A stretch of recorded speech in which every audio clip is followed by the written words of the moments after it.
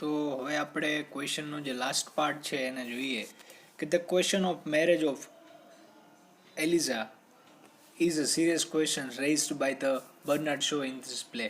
કે જે એલિઝાબેથનનો જે મેરેજનો પ્રશ્ન છે એને રેઇઝ કર્યો છે, ઉગામ્યો છે બર્નાર્ડ શોએ, એ સિરિયસ વેની અંદર બતાવ્યો છે આ પ્લેની અંદર આપણને જોર્જ બર્નાર્ડ શોએ.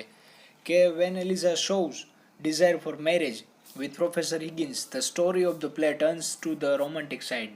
કે જ્યારે આપણને એક એ ભાગ પણ બતાવ્યો છે કે જ્યારે એલિઝા છે સો ડિઝાયર ઓફ મેરેજ, કે જે ડિઝાયર કરે છે, ઈચ્છા પોતાની ઝંખના બતાવે છે મેરેજની, વિથ પ્રોફેસર હિગિન્સ સાથે, ત્યારે આ સ્ટોરી છે the story of the play turns to the romantic side, કે જે આખું તમને લાગે કે જે હવે રોમેન્ટિક સાઇડ તરફ છે જઈ રહી છે.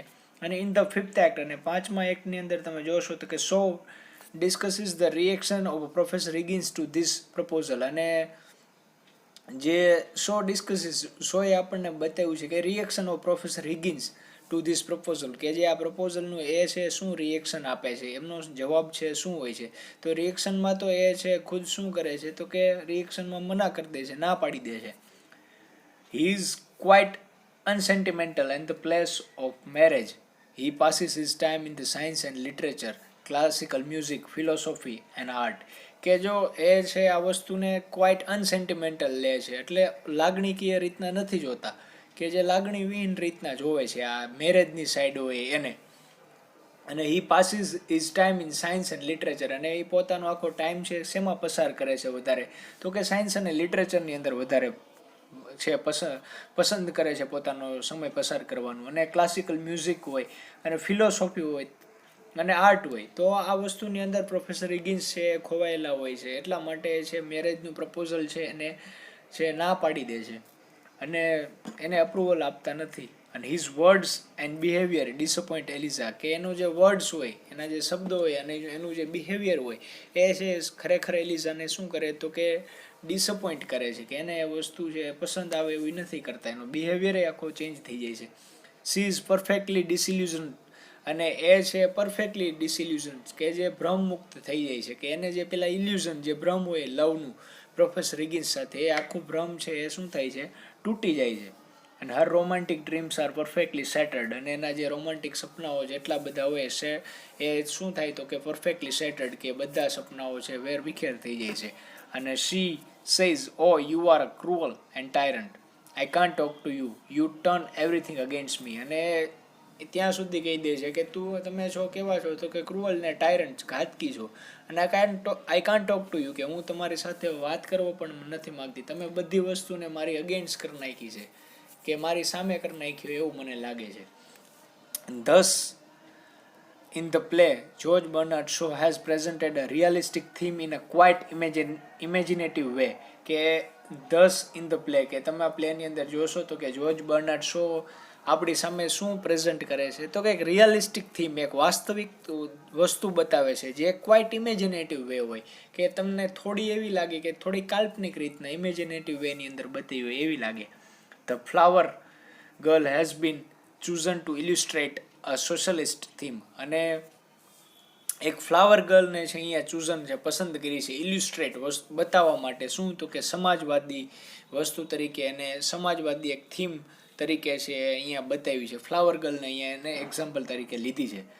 A critic like AC Ward has write words about this theme, અને આ થીમ વિશે એક ક્રિટિક છે એસી વર્ડ નામના, એ સાચું જ કહે છે કે Pygmalion is not a romance as it could rightly have been called if Higgins and Eliza had fallen in love and married. કે આ છે એ ખરેખર રોમાન્સની થીમ છે જ નહીં, એ રાઇટલી ખરેખર સાચી વાત છે કે જો પ્રોફેસર હિગિન્સ અને Eliza fallen in love and married, કે બંને પ્રેમમાં પડે ને લવ કરે તો છે આ રોમાન્ટિક થીમ બને જ નહીં. તો આ છે કેવું છે તો કે એન્ટી રોમાન્ટિક છે પ્લે તરીકે બની રહ્યું છે, કારણ કે પ્રોફેસર હિગિન્સ અને એલિઝાના મેરેજ થતા નથી, એટલે આ એન્ટી રોમાન્ટિક પ્લે તરીકે પણ આને જોવામાં આવે છે. But it is a problem play, અને આ છે કેવું પ્રોબ્લેમ પ્લે છે, અને એન્ટી રોમાન્ટિક પ્લે, અને બીજું તો મેં તમને કીધું એમ કે એન્ટી રોમાન્ટિક પ્લે તરીકે પણ જોવામાં આવે છે.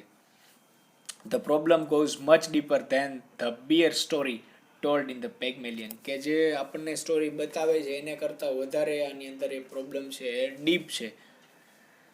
And on the other hand, તમે બીજી તરફ જોશો, we cannot say the relation between Freddie and Eliza as romantic, કે જે ફ્રેડી હતો અને જે એલિઝા હતા એ બંનેના જે રિલેશન હતા એ રોમેન્ટિક હતા એવું આપણે કહી ન શકીએ. બીજી તરફ આપણે વાત કરીએ તો their marriage is going to be held on the realistic ground, કે એમના જે મેરેજ હતા એ કેવી રીતના હેલ્ડ યોજવામાં આવ્યા તો એક રિયલિસ્ટિક ગ્રાઉન્ડ, કે તમે એક વસ્તુ તમે એક રીત કઈ રીતના તો કે વાસ્તવિક રીતના એને જોઈ શકો. And in the sequel epilogue, કે તમે આનો આપણે ઉપસાર તરીકે હવે જોઈએ તો કે Shaw has explained that Eliza would have committed an error in marrying Higgins, કે પ્રોફેસર હિગિન્સ સાથે છે મેરેજ કરવામાં એ કમિટેડ શું તો કે એરર, એને છે ખામી સર્જાય છે, એની સાથે મેરેજ કરી શકતી નથી. તો અહીંયા જે થીમ ઓફ મેરેજ છે એ પણ અહીંયા આપણને સાચી રીતના બતાવે છે.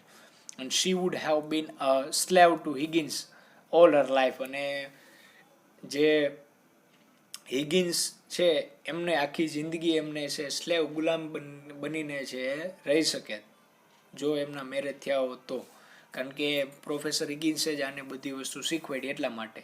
and the reason for marrying Freddie is economical, profitable and not romantic, કે હવે ફ્રેડી સાથે મેરેજ કરવા એ કેવા હતા તો કે પ્રોફિટેબલ હતા, ઇકોનોમિકલ રીતના જોવે તો એને અસર કરતું હતું, નોટ રોમાન્ટિક, કોઈ એની અંદર કોઈ રોમાન્સ રહેલો નહોતો, કોઈ રોમાન્ટિક વે નહોતો, એ એકબીજાને પ્રેમ નહોતા કરતા, પણ છતાં એ છે પ્રોફિટના હિસાબે છે પ્રેમ કરે છે, એની સાથે મેરેજ કરે છે પ્રેમ કરીને.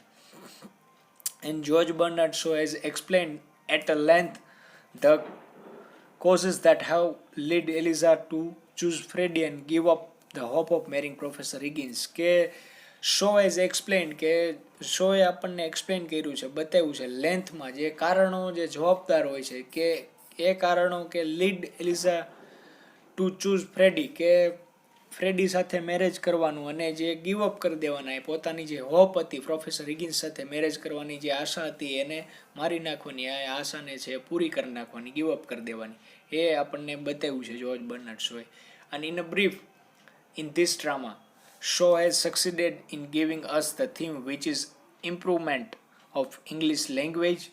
With this, he has combined a socialistic theme of making a flower girl into the duchess, કે જો અહીંયા in this drama, કે આ ડ્રામાની અંદર આપણને જોર્જ બર્નાર્ડ શો સક્સીડેડ, કે બહુ સારી રીતના એક વસ્તુ આપી છે, એક થીમ આપી છે. એક તો ઇંગ્લિશ લેંગ્વેજને ઇમ્પ્રુવમેન્ટ કરવા માટે, કે એને ઇમ્પ્રુવાઇઝ કરવાની, અને બીજું શું તો કે બીજું આપણને એ વસ્તુ બતાવી છે કે with this has been combined a socialistic theme, કે એની કમ્બાઇન્ડ એક જે ઇંગ્લિશ લેંગ્વેજ સાથે કમ્બાઇન્ડ તમે કહી શકો એવી એક સોશિયલિસ્ટિક થીમ પણ આપી છે, કે જે સમાજવાદી હોય એવી થીમ પણ આપણને સાથે સાથે અહીંયા જોવા મળે છે. અને કેવું તો કે theme of making a flower girl into the duchess, કે એક ફ્લાવર ગર્લને એક ડચીસ એટલે કોઈ મહારાણી હોય, રાણી હોય એવી એમને બનાવી દીધી છે. ડ્યુક એટલે રાજા ને ડચીસ એટલે રાણી, કે કોઈ રાણીની જેમ એનો છે એ કરી નાખ્યો છે, એનો રૂપથી લઈને એની જે સ્પીચ છે બધી એની લાઈફસ્ટાઈલ છે ફ્લાવર ગર્લમાંથી એક ડચીસ જેવી, એક રાણી જેવી એને કરી નાખી છે. તો કે એટલું બધું આ છોકરીનું છે ટ્રાન્સફોર્મેશન અહીંયા બતાવે છે પ્રોફેસર હિગિન્સ. તો આ જે થીમ છે આપણને અહીંયા બતાવે છે, જે જોર્જ બર્નાર્ડ શોએ આપણને બતાવી છે. તો આપણો આ જે મુખ્ય ક્વેશ્ચન હતો, જે મેઇન ક્વેશ્ચન કહેવાય, એ અહીંયા પૂરો થાય છે. સાથે આ તમને ક્વેશ્ચન પણ પૂરો થાય છે.